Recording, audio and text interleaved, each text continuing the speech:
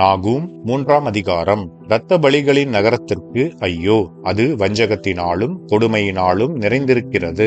கொள்ளை ஓயாமல் நடக்கிறது. சவுக்குகளின் ஓசையும் உருளைகளின் அதிர்ச்சியும் குதிரைகளின் பாய்ச்சலும் ரதங்கள் கடகடவென்று ஓடுகிற சத்தமும் வீரர் குதிரை ஏறுகிறதும் பட்டயங்கள் துலங்குகிறதும் ஈட்டிகள் மின்னுகிறதும் வெட்டுண்டவர்களின் திரளும் பிரேதங்களின் ஏராளமும் அங்கே உண்டாயிருக்கும். பிணங்களுக்கு தொகையில்லை. அவர்கள் பிணங்களில் இடறி விழுகிறார்கள். தன் வேசித்தனங்களினால் ஜாதிகளையும் தன் சூனியங்களினால் வம்சங்களையும் விற்கிற மகா சூனியக்காரியும் ரூபவதியுமாயிருக்கிற வேசியினுடைய திரளான வேசித்தனங்களின் நிமித்தம் இதோ நான் உனக்கு விரோதமாக வந்து உன் வஸ்திரத்து ஓரங்களை உன் முகமட்டும் தூக்கி எடுத்து ஜாதிகளுக்கு உன் நிர்வாணத்தையும் ராஜ்யங்களுக்கு உன் மானத்தையும் தெரிய பண்ணி உன்மேல் தீட்டானவைகளை எரிந்து உன்னை கனவீனப்படுத்தி உன்னை வேடிக்கையாக்கி போடுவேன் என்று சேனைகளின் கர்த்தர் சொல்லுகிறார். அப்பொழுது உன்னை காண்கிறவனெல்லாம் நினிவே பாழாய் போயிற்று, அதற்காக புலம்புகிறவர் யார்? ஆறுதல் சொல்லுகிறவர்களை உனக்கு எங்கே தேடுவேன் என்று சொல்லி உன்னை விட்டோடி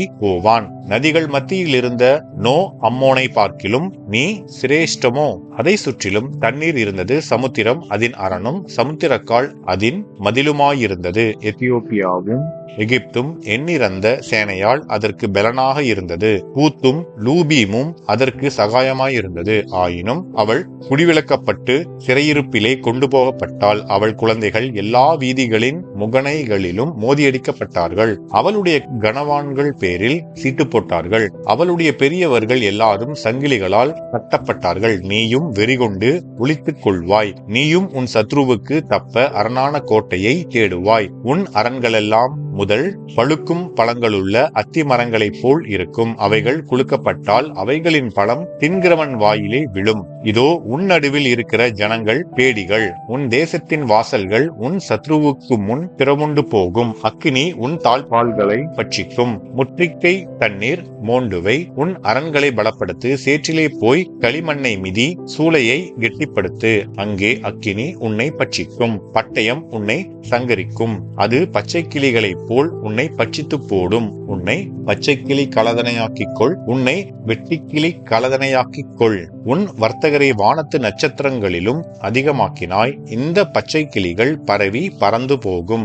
உன் மகுடவர்த்தனர் வெட்டிக்கிளிகளுக்கும் உன் தலகர்த்தர் பெருங்கிளிகளுக்கும் சமானமாயிருக்கிறார்கள்.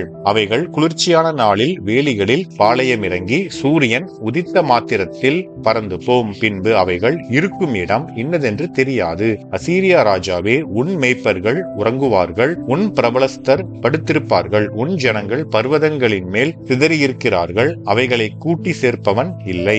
உன் நொறுங்குதலுக்கு பரிகாரம் இல்லை. உன் காயம் கொடியது. உன் செய்தியை கேட்பவர் யாவரும் உன் பேரில் கை கொட்டுவார்கள். உன் பொல்லாப்பு எந்நேரமும் யார் பேரிலே தான் பாயாமற் போயிற்று என்பதே. ஆமென்.